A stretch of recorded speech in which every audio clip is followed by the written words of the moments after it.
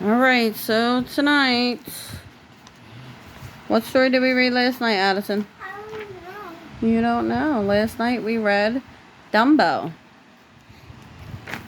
Right? Mommy, Mary already read that. So today we have to read what? Chicken Little. Alright, let me see. 195. Can you find him?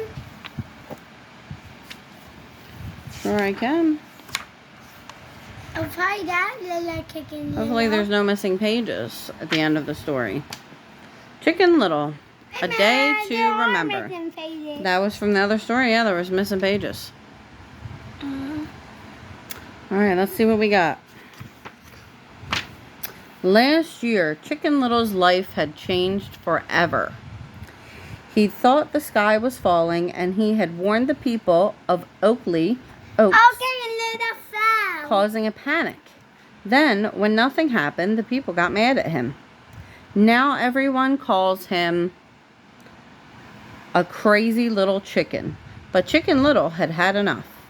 As he headed for the school bus, he decided that he was going to make a change. Today is a new day, he told himself. But things didn't seem to be going Chicken Little's way. A bunch of kids ran toward the bus and knocked him over. Before he could get up, the bus drove off. Chicken Little leaped up and ran after the bus. He could see his classmates, Foxy Loxy and Goosey Lucy, watching him. With a nasty smirk, Foxy tipped a bag full of acorns out the window. Whoa! Chicken Little slipped on the rolling acorns and fell flat on his back. Foxy, Goosey, and the other kids laughed as the bus sped away. Wait. Yeah, those are acorns? Huh? They're the blocking the bus. Yeah, they're falling out the bus, making Chicken Little fall. Right? Chicken Little dashed down the sidewalk and started to cross the street, but he wasn't watching where he was going. Squish! He stepped on a piece of gum. He tried to move, but the gum was too sticky. Suddenly, the light turned green. The cars were headed straight for Chicken Little. Quickly, he pulled a lollipop from his pocket and licked it. Then he slapped the lollipop onto the car's rear bumper and held on tight. The car yanked him out of the gum, but his pants had stuck to the ground. Oh my God. Yeah, and his pants fell off. Uh-huh. Oh no. Determined to get to school, Chicken Little... And him fell off. Let's see what they say, yeah.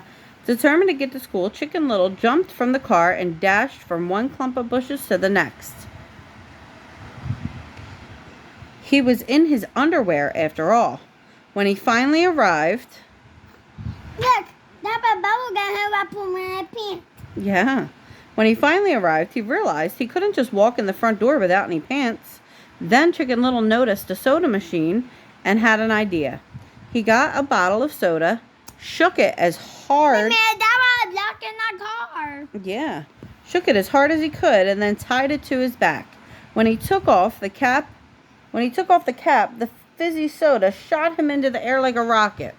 Chicken Little flew through an open window and landed on the gym floor. He'd made it. Now all he had to do was find a pair of pants. Look. He used the bottle of soda to fly him up into the air to the gym so that he could get pants. Oh no. Looks like more trouble. A little while later, Chicken Little hurried into gym class wearing a pair of origami pants he'd cleverly made out of his math homework. The class was playing dodgeball. As Chicken Little played, he told his friends, Addie, Runt, and Fish, about his plan to do something so great that everyone would forget about the skies falling incident. Suddenly, Foxy Loxy smacked Addie in the face with a ball. That does it, Chicken Little said to Foxy. We've had enough of your bullying. Apologize right now. Instead, Foxy's sidekick, Goosey, grabbed Chicken Little and threw him across the room. Splat! He hit the window. As he started to fall, he grabbed the handle on the wall. Ring! He'd pulled the fire alarm. Sprinklers went off, soaking everything in sight. Chicken Little's origami pants filled with water until, rip, they tore off they tore and slid off. Chicken Little had lost his pants for the second time that day. Mom, look. Yeah, it's wet. Everything got wet because the sprinkler went off. It is not Chicken Little's day. Chicken Little's day. Hey, man, that's Chicken Little. That's Chicken Little. Yep. Oh, him and Dad. He said, yeah. All right, let's see what it says here.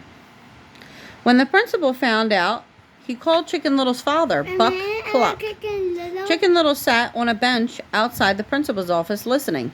Ever since that sky is falling incident, he's been nothing but trouble, Principal Fetchit told Buck.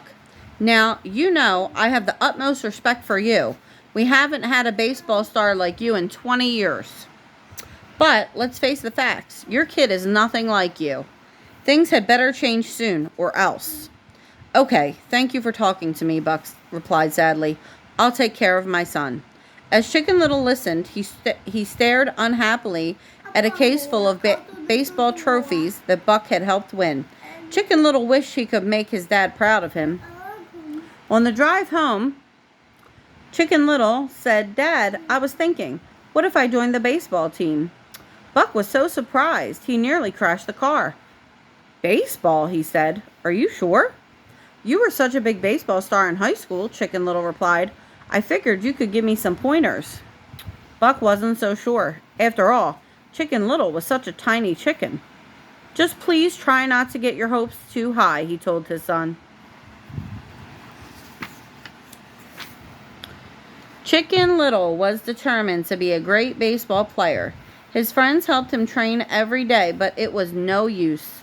No matter how much Chicken Little practiced, the coach would not let him play. Game after game, Chicken Little sat on the bench while Foxy Loxy, the team's star player, scored home runs. Chicken Little tried not to get discouraged, but how was he going to make his dad proud if he never got the chance?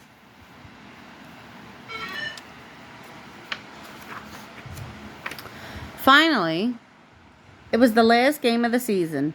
Chicken Little's team, the Oakley Oak Acorns, was up against their old rivals, the Spud Valley Taters. The Acorns gave it their all, but by the ninth inning, the injuries had mounted, and they were down by 1 run. Then, it's not the end, Addison. Then, Goosey Lucy, if you paid attention, you would know. Then, Goosey Lucy got on base. A good hit could get her home and tie the game, but they'd still need another run to win. The game was on the line, and there was only 2 batters left, Chicken Little and Foxy Loxy. The announcer looked at the lineup card. Up next, Chicken Little, he said. The crowd was furious. He's going to lose the game for us. Put in Foxy, one dad shouted. No one expected Chicken Little to even try to hit the ball. If he let 4 balls go by, he could walk to first base, and the coach would put Foxy in and try to win the game.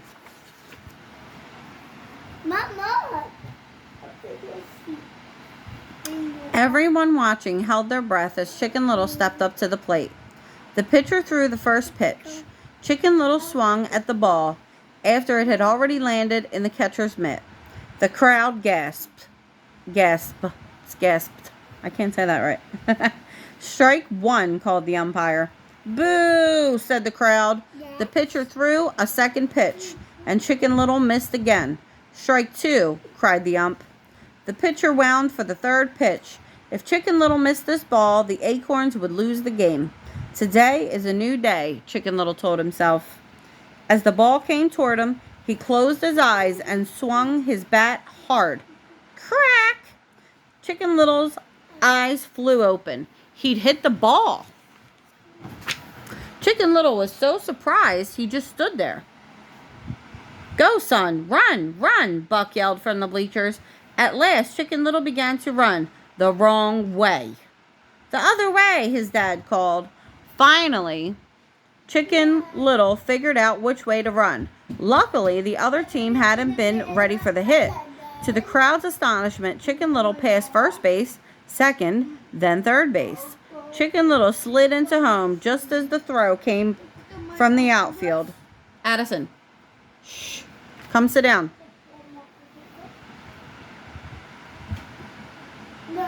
Chicken Little slid into home just as the throw came from the outfield. After the umpire dusted off the plate, he saw Chicken Little's foot and made the call.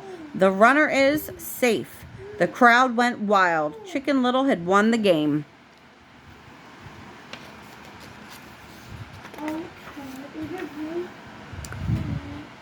At home later that night, Buck and Chicken Little replayed the victory. The mighty acorns win, they cried, dancing around the room.